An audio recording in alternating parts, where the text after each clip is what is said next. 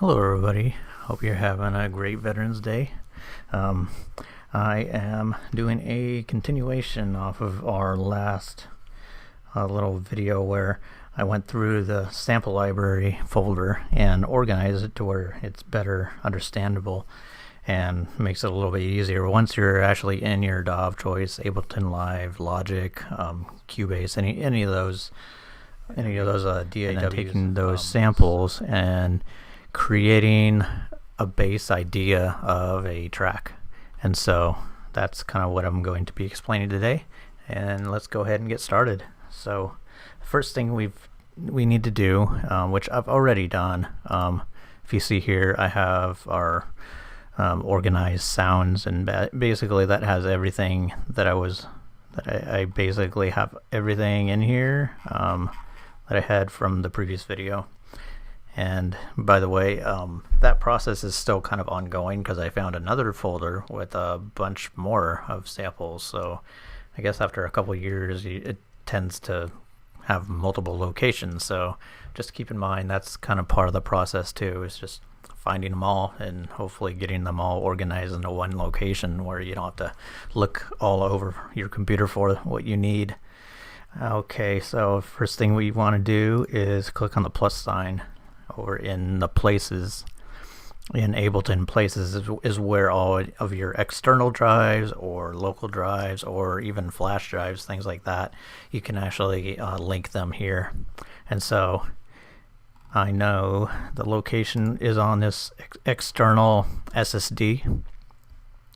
So, and organized sounds, I'm not going to confirm this, so that's the location of this here. So I'll go ahead and cancel that. And first thing we do is I want to start with my drums. So I have a drum rack here, which is a MIDI instrument in Ableton Live. So the first thing I'm going to do is locate. I'm going to go ahead and locate a kick. So, and here we go, kick. And just kind of listen to a few. That one's pretty good. So I'll put that here.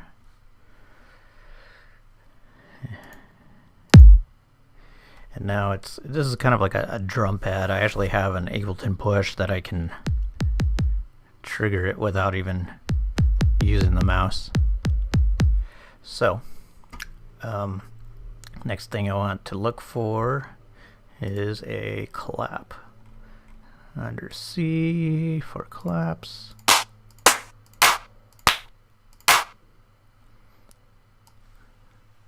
Put that next to it.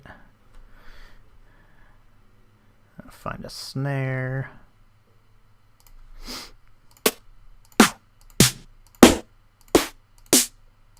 That's a pretty good one. Put that on D1.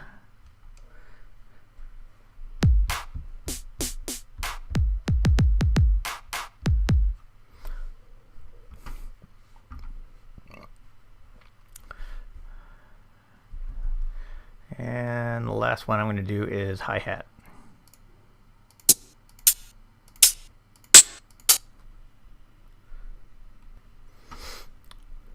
Alright, I think that's one I'm going to choose. Alright, now on the Ableton push I can actually trigger all these, and so I'm going to just go ahead and start the drum pattern, and then we'll move on to, I'll put a synth and then like a keyboard or a piano of some sort as well. So this is how we kind of get started. And if you didn't have an Ableton push, you could actually program it this way.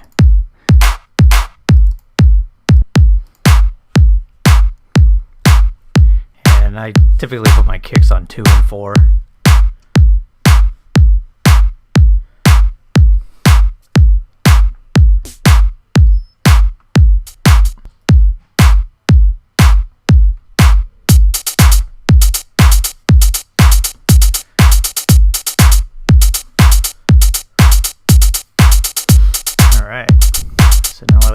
that.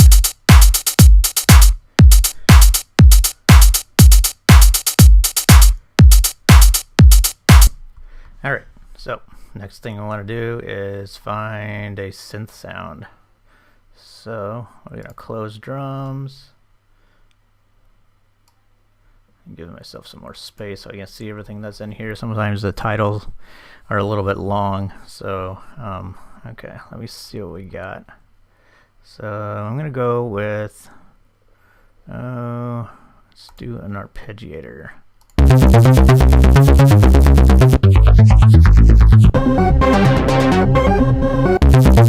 I guess we just start with like a bass sound.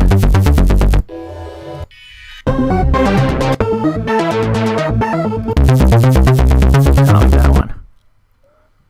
So we drag that onto the synth, and now we kind of play around with that sound. Actually, I'm going to drag it down here for a sec.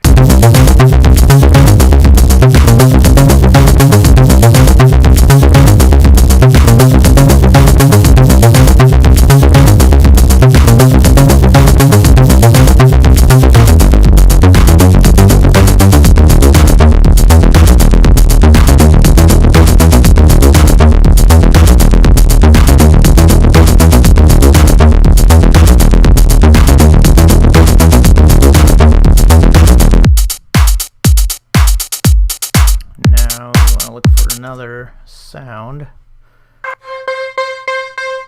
Let's see what this sounds like in conjunction with what we have already.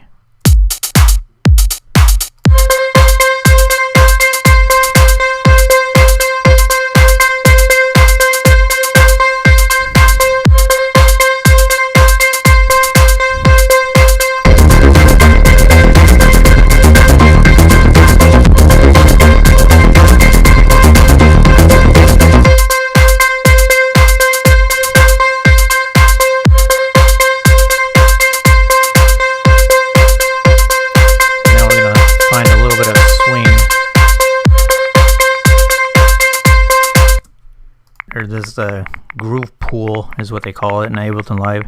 It actually creates a little bit of swing to, instead of the drums sounding very robotic or programmed or anything like that. It takes it and kind of humanizes them as if somebody was actually playing them.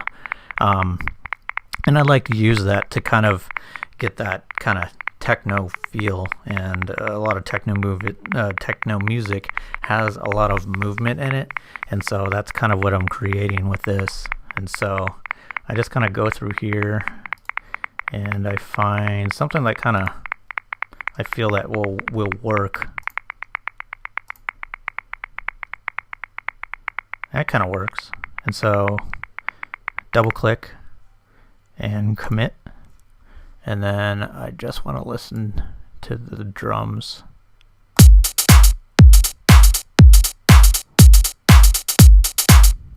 I don't know if you can hear that, but it has a little bit more than what I had.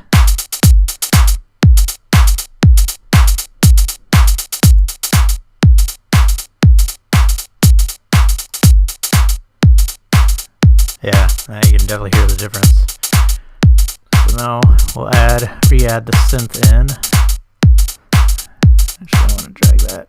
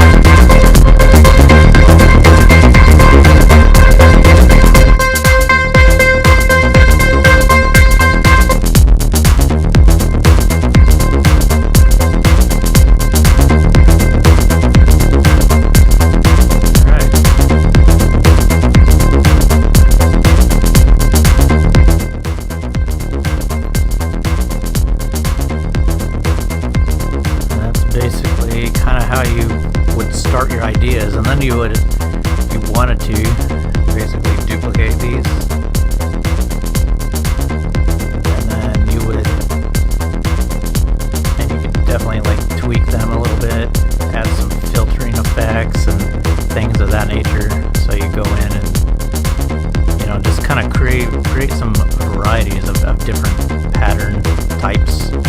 Like, I don't know, you could actually go in here and maybe we just liked this particular section. Let's see, let's make it 3 to 4. Okay. So now, when we switch it,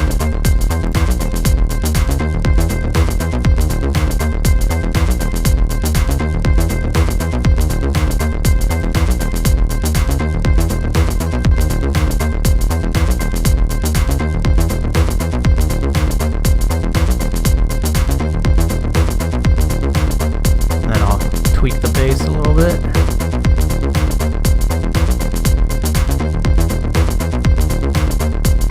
Let's do where it's like this.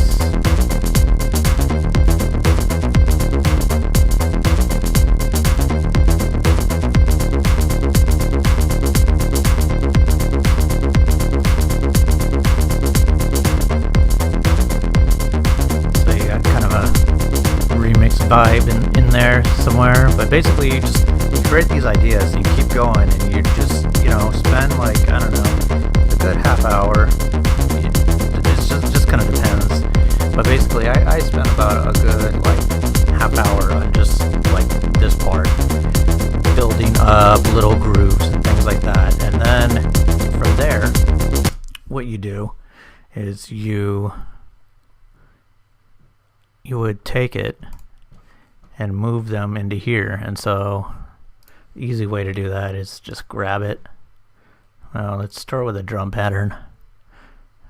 So grab it, drag it, and put it, where is it? Okay, right here.